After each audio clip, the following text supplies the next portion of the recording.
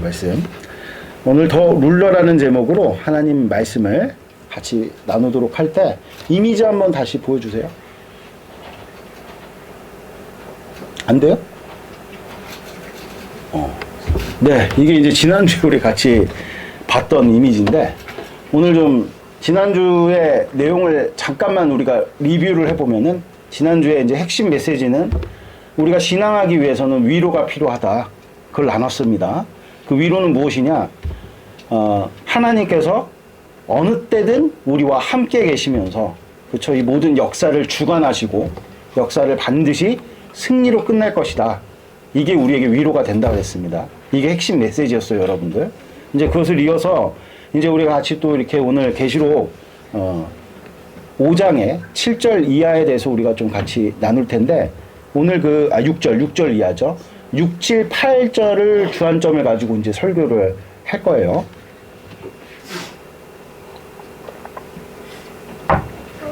근데 오늘 이 이미지를 보면은 4장부터 이렇게 천상의 예배를 주님께서 이렇게 보여주셨다 그러잖아요. 근데 이 4장에서 5장으로 넘어가는 장면 국면이 있는데 그 4장 같은 경우는 좀 그 천상의 예배를 멀찍이에서 보는 어떤 그런 이미지였다면은 지금 이 5장에서는 주민을 한 겁니다. 주민.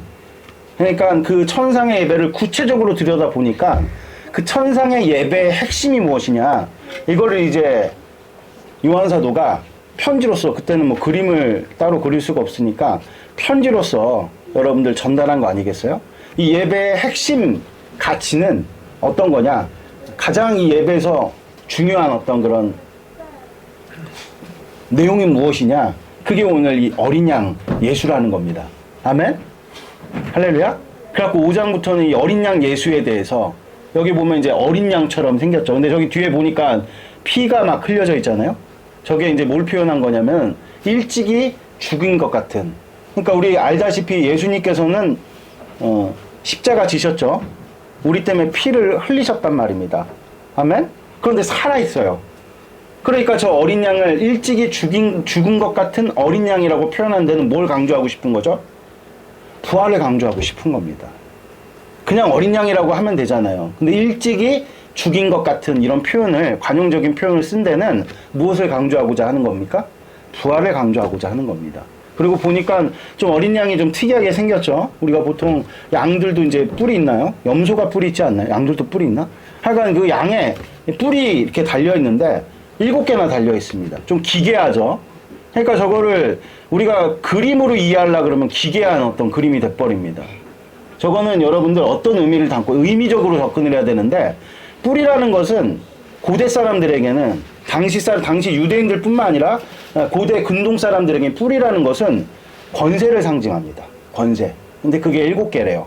그러니까 완전한 권세를 의미하는 거죠. 그리고 저기에 이제 눈이 달렸는데 눈 위에 또 눈들이 있죠. 그것도 좀 기이하잖아요. 이것도 우리가 이미지로 접근할 문제가 아니라 저 7눈이 있다는 표현은 어떤 것이냐. 이 7눈은 성령 하나님이라고 친절하게 오늘 설명을 해놨잖아요. 그러니까 모든 세상을 완전히 관장하는 성령 하나님. 눈길을 항상 눈이라는 건 보살핌을 의미하는 거거든요. 그러니까 하나님께서 다 관장하신다. 다 보고 계신다. 그런 어떤 의미를 담고 있는 것입니다. 할렐루야? 아멘? 그러니까 우리 어린 양 예수님의 그 통치가 온 세상 안 미치는 곳이 없고 그 어린 양 예수의 통치는 그 권세가 절대적이어서 어떤 누구도 그 권세 앞에 무릎 꿇지 않을 수가 없다. 이거를 강조하고 있는 표현이라고 여러분들이 생각하시면 틀리지 않아요. 아멘? 이거를 좀 여러분들이 염두하시고 그러니까 우리 예수님의 부활, 죽음을 이기신 승리. 근데 어린 양이시래요. 그가 강대강으로 세상을 힘으로 제압하신 것이 아니라 사랑과 희생과 섬김으로 어떻게 하신 겁니까? 승리를 거두신 그 권세는 너무나도 절대적이어서 어떤 이 세상에 여러분들 존재라든지 기관이라든지 나라라든지 엎드리지 않을 자들이 없다라는 것을 7불로 표현한 것이고 또 하나님의 보살핌, 하나님의 통치하심이 미치지 않는 곳이 없다를 저런 그림으로 표현한 겁니다. 아멘? 할렐루야? 그리고 지난주에 우리가 나누었던 것처럼 예배는 일방적인 게 아니라 그랬습니다. 우리가 이렇게 예배를 하나님께 찬양과 찬미로 올려드리게 될 때 그 예배의 성격은 뭐라 그랬습니까? 하나님의 하나님 되심을 인정하는 거예요. 하나님의 하나님 되심을 그냥 정직하게 인정하는 거. 그럴 때 주님께서 찬양을 받으시고 어떻게 한다 그랬습니까? 우리를 다스리신다. 실질적인 다스리신다. 그 다스림이 뭘로 이루어집니까? 두루마리. 앞뒤로 빽빽하게 적혀져 있는 그 두루마리를 누가 취하세요? 예수님이 취하시죠. 그래서 그 두루마리를 그 7 봉인이 되어 있는 것을 떼시면서 우리의 인생을 주님께서 통치해 나가신다. 이게 이제 이 그림입니다. 그림. 아시겠죠? 여러분들? 그럼 오늘 그 하나님의 통치에 대해서 좀 우리가 같이 나누는 시간들을 갖도록 하겠습니다. 여러분들, 하나님의 통치는요, 법을 기반한 룰을 통해서 이루어지는 겁니다. 여러분들, 법과 룰은 엄연히 달라요. 예를 들어서 설명하자면, 하나님께서는 아담에게 선악과를 먹지 말라는 명령을 주셨어요. 이것은 하나님과 아담, 그리고 아담에 속한 자들과 세운 협약이에요. 룰이란 말입니다. 룰. 암묵적인 룰. 암묵적인 룰이 아니야. 드러낸 룰. 암묵적인 룰이 아니죠. 룰이란 말이에요. 룰. 법. 규칙. 근데 이 룰은요, 하나님은 거룩하시다라는 불변의 법을 표현한 겁니다. 무슨 뜻인지 아시겠죠? 하나님은 거룩하신 분이세요. 그거는 그냥 진리입니다. 아시겠죠? 법이란 말이에요. 고정가치. 그 법을 어떻게 한 거죠? 하나님과 아담 사이에 룰로서 표현한 겁니다. 그러므로 선악과를 먹지 않는 행위는요, 범접할 수 없는 하나님의 영역 혹은 존재를 인정하는 거, 인정하는 거. 그러므로 선악과를 먹지 않는 것으로 피조물인 인간이 창조주 하나님의 그 거룩함을 표현하는 겁니다. 그러니까 선악과라는 건 하나님과 우리 사이의 경계인 거예요. 그러니까 아담과 하와가요, 선악과를 먹지 않는 행위는요, 그냥 단지 그 선악과의 과실에 대한 먹고 싶은 어떤 욕망을 제어하는 수준으로 먹지 않는 것이 아니라 거기에 담겨져 있는 의미를 다 알고 있었던 겁니다. 아, 이걸 먹지 않음으로 내가 하나님의 거룩하심을 인정하는 거지. 이걸 우리가 총칭해서 뭐라고 얘기합니까? 이걸 예배라고 하는 거예요. 그러니까 아담과 하와는요, 선악과를 먹지 않는 행위로 뭐 한 거죠? 하나님께 예배한 겁니다. 이건 현재도 마찬가지죠. 우리 피조물인 인간은 마땅히 창조주이신 하나님의 거룩함을 이 땅 가운데 표현해야 합니다. 그것이 아담의 시대는 특정 과실을 먹지 않는 것으로 나타냈다면, 지금은 우리가 이렇게 시간과 공간을 구별하여서 하나님을 예배하는 것으로 표현되는 거예요. 우리가 주일날 예배 안 드리면 그렇게 찜찜한 겁니다. 신앙 가진 사람들은요. 무슨 뜻인지 아시겠죠? 왜냐하면 그것은 하나님의 거룩하심을 무시한 행위가 돼버리거든요. 즉, 아담에게 있어 선악과를 보고도 먹지 않는 것은 하나님을 향한 예배라는 거죠. 같은 예배지만 다른 형식과 규칙을 담고 있죠. 이렇듯 룰이라는 것은 시대와 환경, 문화에 따라서 변할 수 있어요. 달라지게 돼요. 우리는 예배드림에 지금 어떤 특정 과실을 안 먹는 것으로 하나님의 거룩함을 표현하진 않잖아요. 그거는 하나님과 아담에 속한 자들의 시대의 룰인 거죠. 룰. 법은 변하지 않았어요. 하나님이 거룩하시다라는 그 법은요. 그렇죠? 근데 그 법이 표현되는 양식이라든지 형식, 규칙은 달라질 수 있다라는 겁니다. 그러므로 하나님께서는 로컬 처치라는 것을 곳곳에 세운 겁니다. 아멘? 할렐루야?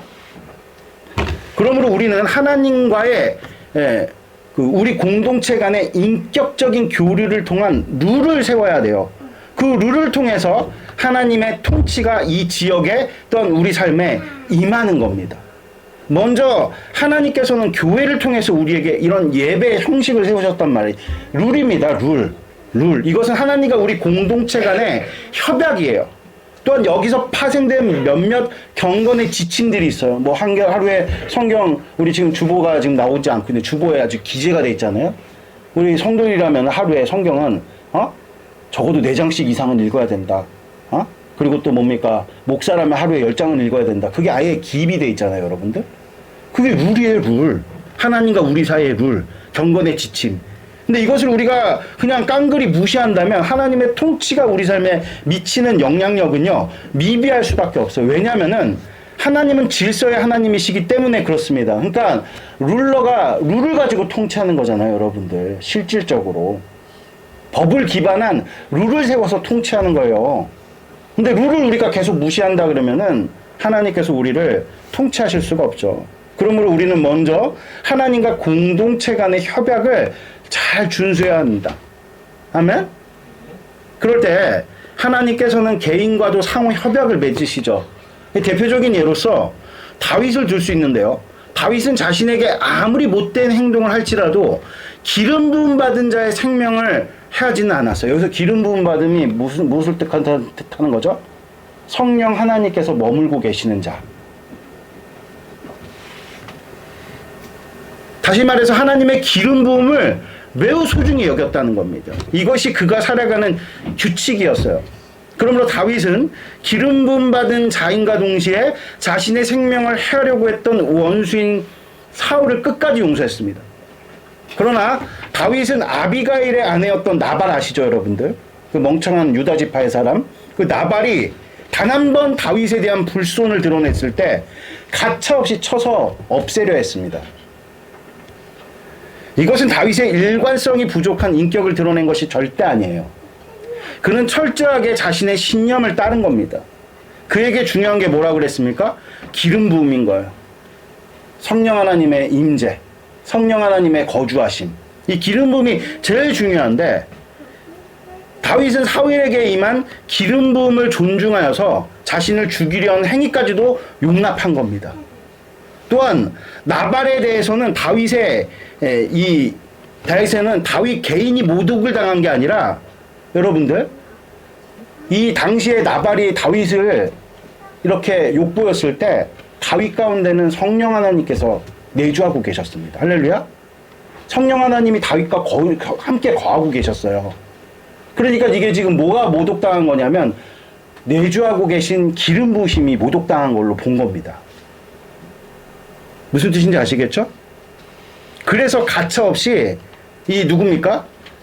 나발을 어떻게 하려고 그랬습니까? 처단하려고 했던 겁니다.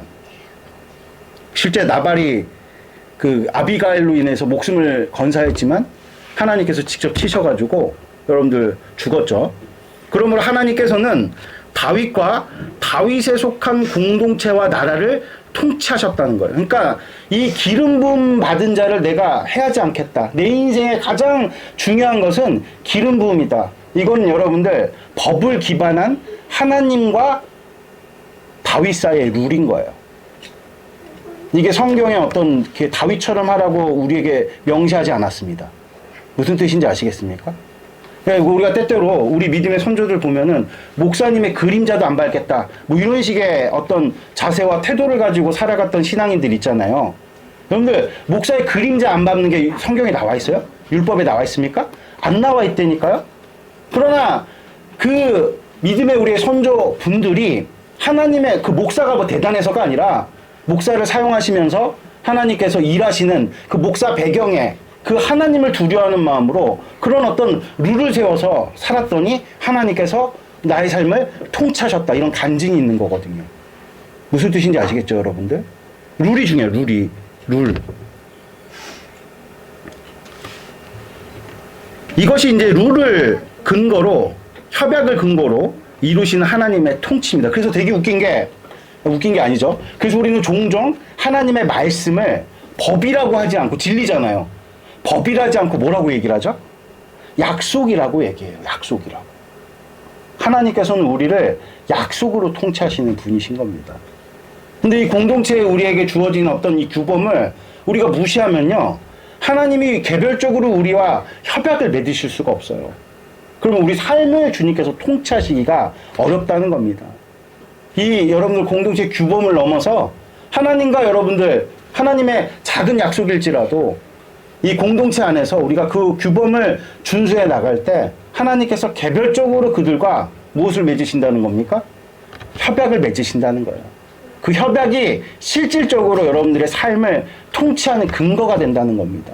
이 사실을 여러분들이 분명하게 마음 가운데 새기시는 복된 축복이 있기를 바랍니다. 아멘. 그래서 오늘 본문을 보면 먼저 어린 양이신 예수님이 등장을 하죠. 그런데 그 외형을 보면 참 특이해요. 어린 양에 7뿔이 돋아있고 7눈이 있는 겁니다. 7눈에 대해서는 친절하게 설명이 나와요. 그건 성령 하나님을 일컫는 것이죠. 그럼 7뿔은 어떤 의미입니까? 앞서 얘기했던 것처럼 그것은 권세를 상징합니다. 유대인들과 당시 사람들에게는 뿔은 권세를 의미하죠. 그것이 7개라는 것은 완전한 권세를 의미하는 겁니다. 그러므로 이 그림은 어린 양이신 예수님의 하나님 나라에서의 절대적인 권세와 그 권세의 힘이 되는 성령 하나님을 표현하고 있는 겁니다. 권세만 있으면 무슨 의미가 있겠어요? 그 권세를 뒷받침할 권능이 있어야 되는 거 아니겠습니까? 여러분, 이것은요, 제가 결론부터 말씀드리면 축약해서 어떤 의미를 갖냐면 지속력을 의미하는 거예요. 여러분, 우리는 일찍이 죽임을 당한 것 같은 어린 양, 즉 예수님의 십자가에서 흘리신 보혈로 단절되었던 하나님과의 관계가 다시 회복됐어요. 그런데 관계에 있어서 가장 중요한 게 뭐죠? 기도 제목 때 말씀드렸잖아요. 지속력. 회복된 것으로 전부가 아닙니다. 회복된 것으로 관계를 지속해 나가야 되는 게 중요한 겁니다. 거기에는요, 능력이 필요하다는 거예요. 그렇지 않으면 우리는 또다시 관계에서 멀어지게 될 겁니다. 그러므로 신앙이라는 것은 성령 하나님의 능력을 이루어야 되는 겁니다. 그래서 제가 참 이 말씀을 준비하면서 한 가지 회개했던 게 뭐냐면, 아까 얘기했던 것처럼 우리가 공동체의 규범을 준수해야 되거든요. 이 주일날 예배라든지 우리 공동체에 세워진 어떤 그런 각종 예배들이 있고 경건의 지침들이 있잖아요. 이게 제시만 될 게 아니라 여러분들 이것을 도우시는 이가 있어야 돼요. 그래서 우리가 항상 뭘 구해야 되냐면, 하나님 앞에서 신앙에 대해서 과신하면 안 돼. 우리가 과신의 종류가 여러 가지가 있는데, 나는 할 수 있어도 있지만 나는 못해도 있어요. 나는 나는 할 수가 없다라고 얘기하는 것은 궁극적으로 여러분들 그 일을 행함에 여러분들 힘의 원천을 누구에게 두고 있는 거죠? 나 자신에게 두고 있는 겁니다. 그래서 사도 바울은 뭐라고 이야기를 했냐면, 우리 에베소서 5장 8절 같이 한번 읽도록 하겠습니다. 읽겠습니다. 시작. 술 취하지 말라. 왜 아니, 저거 넘겨주세요.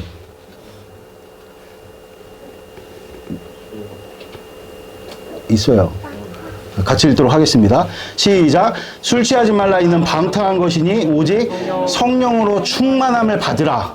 그러니까 술 취한다는 것은 어떤 의미냐면요, 당시에 이건 또 관용적인 표현이거든요. 세상에 너무 취해 살지 말고 성령 하나님으로 충만해라. 그러니까 여러분들, 우리가 다시 한번 말씀드리는데, 기본적으로 여러분들 사람은요, 다른 영, 다른 예수, 다른 복음을 쫓아요. 그럼 우리가 성령 충만함을 주님께 구하지 않으면 기본적으로 세상에 젖게 마련이죠.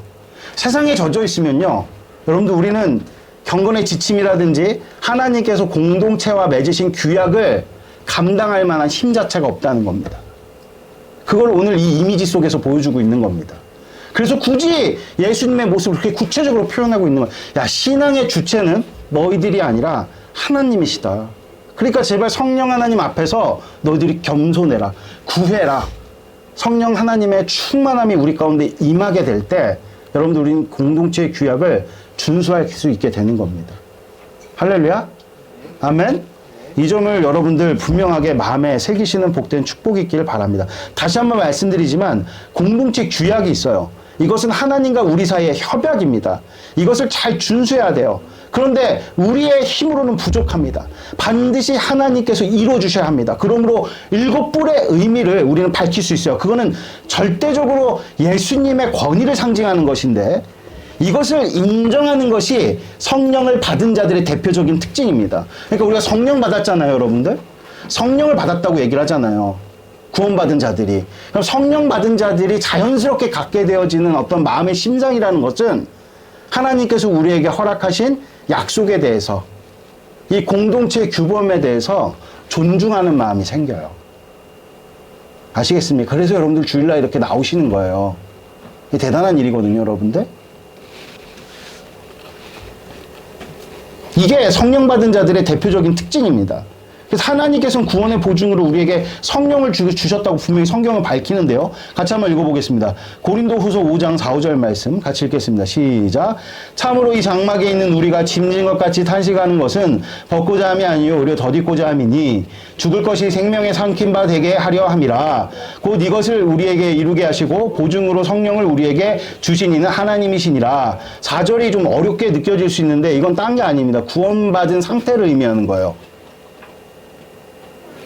조금 설명하자면 여러분들 우리가 이 장막에 있다는 얘기는 우리 육신을 의미하는 거거든요. 우리가 짐진 것 같이 탄식하는 것은 이 장막을 벗고자 함이 아니요. 이게 무슨 얘기냐면 우리는 죄를 극복하는 자들이 아닙니다. 죄를 덮은 바 되는 은혜로 덮여지는 자들을 의미하는 거예요. 여기서 말하는 건 생명은 은혜를 의미하는 거죠. 생명으로 삼킨 바 된다 그러잖아요. 우리가 은혜로 살아간다고 얘기를 하잖아요.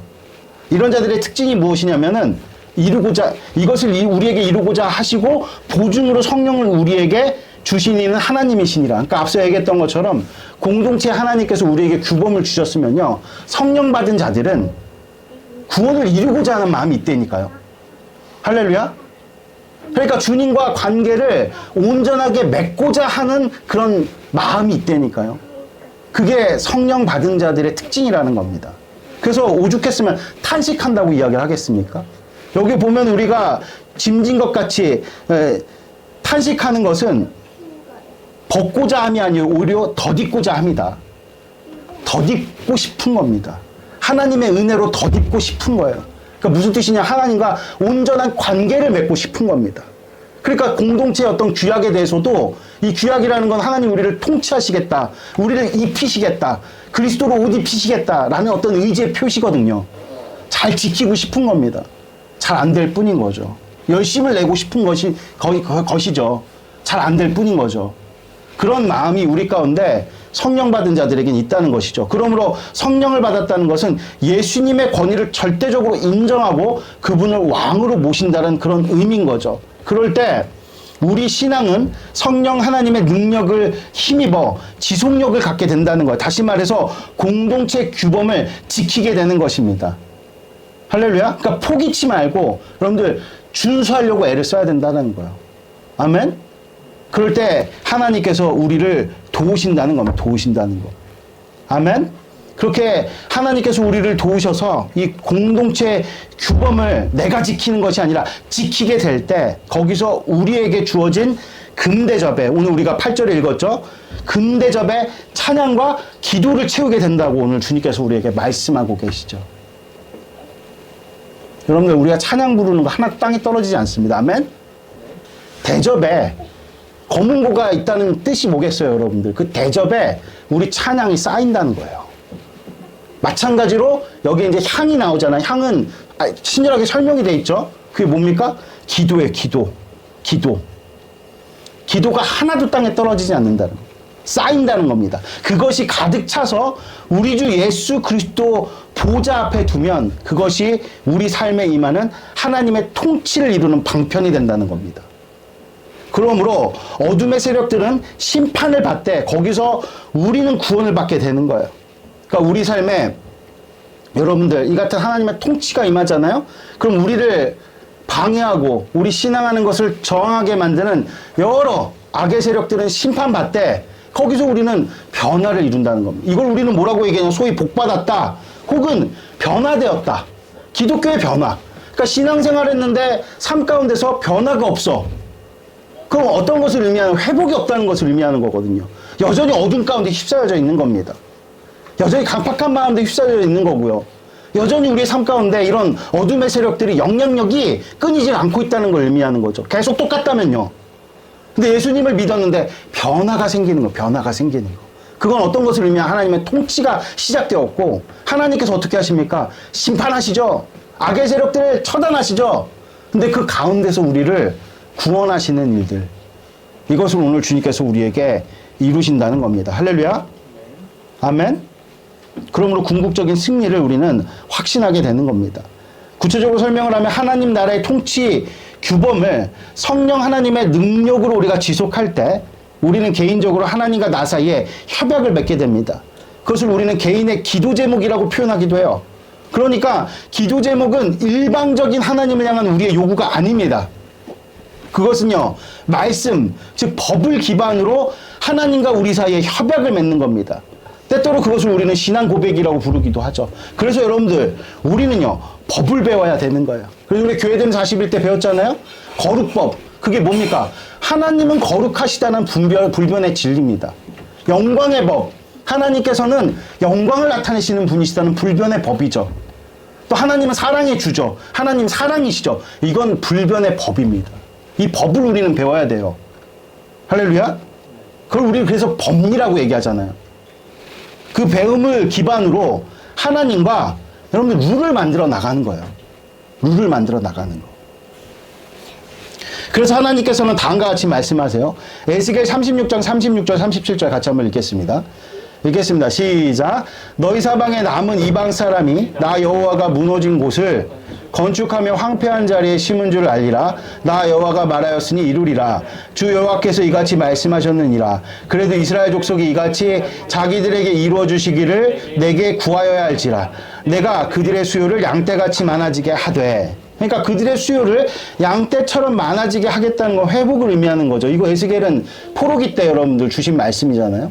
지금은 너희들이 굉장히 힘든 상황에 놓여있지만 하나님께서 반드시 너희의 상황을 회복시키실 거야. 이 말씀하고 계시는 거거든요. 그렇죠? 그러니까 회복을 의미하는 거예요. 회복은 곧 하나님의 통치가 임한 겁니다. 그런데 조건이 있어요. 그것은 이스라엘 백성이 하나님께 구해야 한다는 거예요. 아멘? 실제 예레미야는 포로로 끌려간 이스라엘 백성이 70년 만에 돌아올 것이라고 예언했어요. 이건 법입니다. 하나님께서 정하신 법이죠. 그 진리예요. 안 변해요. 그런데 그것을 누가 깨달았습니까? 다니엘이 깨달아요. 다니엘이 깨달아서 어떻게 했습니까? 구했다는 겁니다. 법이 곧 다니엘 시대 사람들과 협약이 되는 순간인 거예요. 무슨 뜻인지 아시겠습니까?